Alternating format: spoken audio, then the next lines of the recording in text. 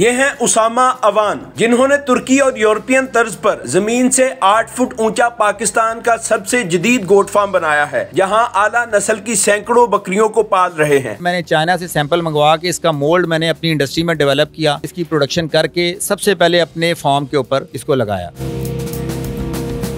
उसामा अवान साहब, आपने पाकिस्तान के अंदर सबसे जदीद यूरोपियन और तुर्किश तर्ज का गोट फार्म बनाया, एलिवेटेड, यानी जो ज़मीन से 7-8 फुट ऊंचा होता है। ये टेक्नोलॉजी पाकिस्तान में अभी नई आ रही है, लेकिन आपने जो फ्लोरिंग की है ये पहली आपने शुरू किया है। मैं जानना चाहता हूँ ऐसा क्या इसमें है और ये बकरियों का शौक़ कैसे पैदा हो गया, इतनी बकरियाँ आपने रखी हैं? इसमें ये है जी कि मुझे चूँकि शौक़ भी था बकरियां रखने का और बकरियां पालने का, तो पाकिस्तान में जितने फार्मर्स हैं वो आपको पता है कि कन्वेंशनल और रवायती अंदाज़ के अंदर चराई के ऊपर बकरियों को पालते हैं और उनके बच्चे जो हैं वो भी इसी बुनियाद के ऊपर पलते हैं। तो इसके अंदर बहुत सारे प्रॉब्लम्स देखने में आए।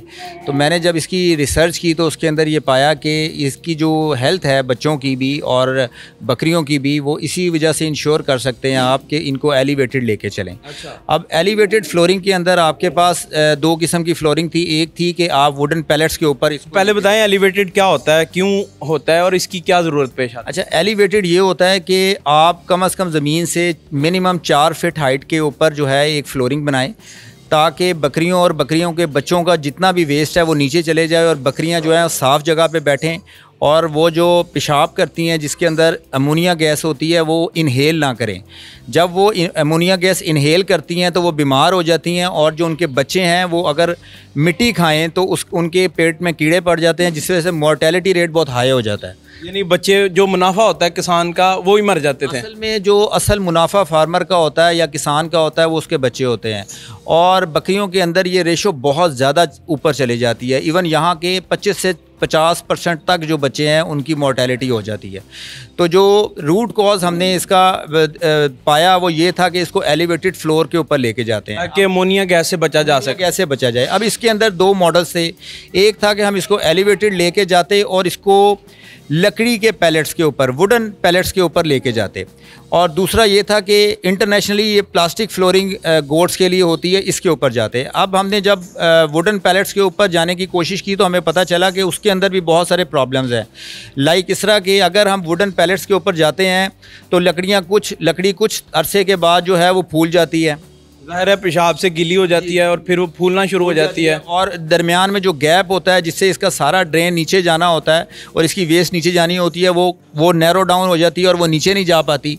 और कई दफ़ा ये ज़्यादा इसका साइज़ बड़ा हो जाता है, जिससे बकरी के बच्चे का पाँव अक्सर उसके अंदर फंस जाता है और उसकी जो हड्डी है वो क्रैक भी हो सकती है, और फिर कील भी निकल आते हैं, कील से इनके पाँव डैमेज हो सकते हैं। तो जो फ्लोरिंग थी प्लास्टिक की, जब मैंने उसके ऊपर रिसर्च की तो वो पाकिस्तान में इंपोर्ट हो रही थी और चाइना से ये इंपोर्ट होती थी।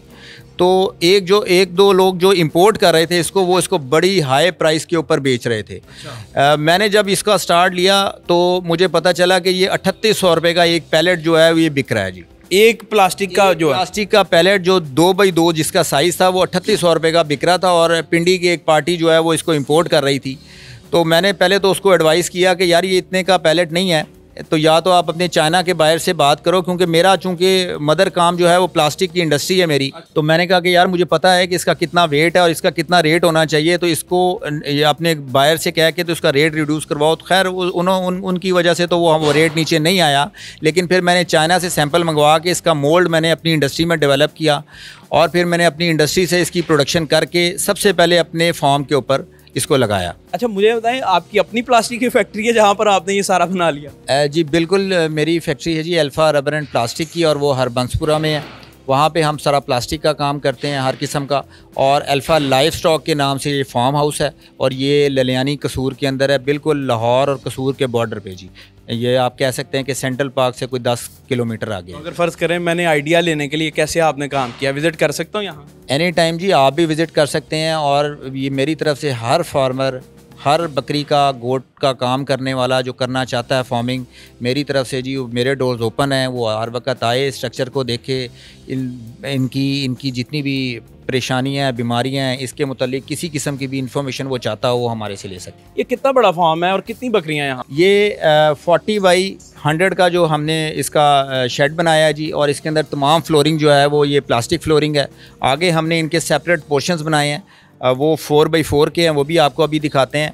उसके 4x4 का फ़ायदा ये है कि 4x4 के अंदर में जब कोई बकरी बच्चा देती है तो उसको माँ के साथ ही उस बच्चे को जो है उस केज के अंदर रख दिया जाए, ताकि वो 3 महीने तक जो बच्चा है वो माँ का दूध जो है वो पी सके और उसका उसी लिहाज से इम्यून सिस्टम जो है वो डेवलप हो जाए और कम से कम मोर्टेलिटी जो है वो आ सके। मुझे बताएं, अमूमन बकरी फार्म में जाएँ तो स्मेल बहुत आती है बकरियों के पेशाब की वजह से। यहाँ बिल्कुल कोई स्मेल नहीं है, उसकी रीज़न यही है ये जो आपने प्लास्टिक की लगाई हुई है? जी बिल्कुल इस तरह ही है जी, क्योंकि ये हमने तकरीबन कोई 5 फीट के पे बनाया है, तो एमोनिया गैस की जो मैक्सिमम रेंज होती है ना वो 2 से 3 फीट तक होती है जी।